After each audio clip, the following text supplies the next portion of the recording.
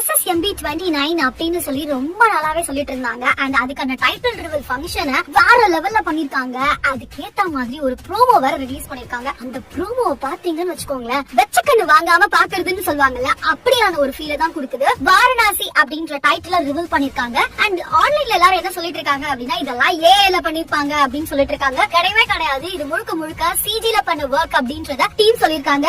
So ப்ரோமோவை பாத்தீங்கன்னா ஒரு மாதிரி கட்கட்டா காமிச்சிருப்பாங்க. அங்க காட்டுற எல்லா இடங்கள்லயும் ஒரு மிகப்பெரிய ஆக்ஷன் சீக்வன்சஸ் இருக்க போகுது அப்படின்னு சொல்றாங்க. அண்ட் டீசர்ல வந்து மகேஷ் பாபு வேற லெவல்ல இருக்காரு. இவர் இப்படி இருப்பாரா அப்படின்னு பிரமிக்க வைக்கிற அளவுக்கு தான் அவரோட லுக் இருக்கு.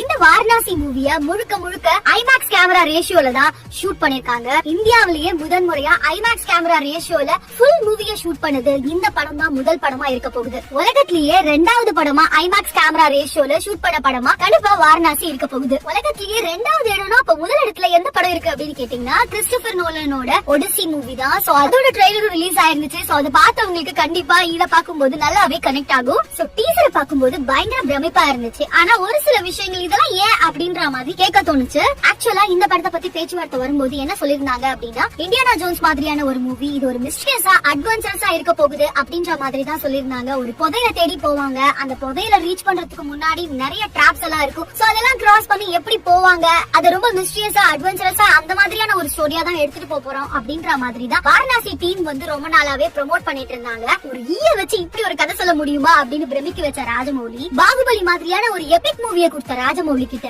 இந்த படத்தை வேற லெவலான ஒரு எக்ஸ்பீரியன்ஸ்ல கொடுக்க போறாருன்னு எதிர்பார்த்துட்டு இருந்த டைம்ல மறுபடியும் ராமாயண ஸ்டோரி எடுத்து வச்சிருக்காரு அப்படின்றதுதான் மிகப்பெரிய வருத்தம், மிகப்பெரிய டிசப்பாயின்மெண்ட் அப்படின்னு கூட சொல்லலாம். சோ டிசப்பாயின்மெண்ட்ஸ் இந்த விஷயத்துல மட்டும்தாங்க இருக்கு. ஆனா விஷுவல்ஸ் வச்சு பார்க்கும்போது கண்டிப்பா படம் வேற லெவலா இருக்க போகுது அப்படின்றது நல்லாவே ஃபீல் ஆகுது. சோ இப்பதான் வந்து படம் ஸ்டார்ட் பண்ணிருக்காங்க. 27ல தான் இந்த மூவி ரிலீஸ் ஆக போகுது. அண்ட் படத்தை பத்தின டீடைல்ஸ், அந்த ஃபர்ஸ்ட் லுக், அது அடுத்தடுத்து நிறைய விஷயங்கள் இந்த படத்துல இருந்து அப்டேட்ஸா வர காத்துட்டு இருக்கு. சோ அது எல்லாத்தையும் மறக்காம உங்க கூட ஷேர் பண்றோம். அண்ட் நீங்க இந்த ப்ரோமோ டீசர் பார்த்து என்ன ஃபீல் பண்ணீங்க அப்படின்னு மறக்காம கமெண்ட்ல சொல்லுங்க.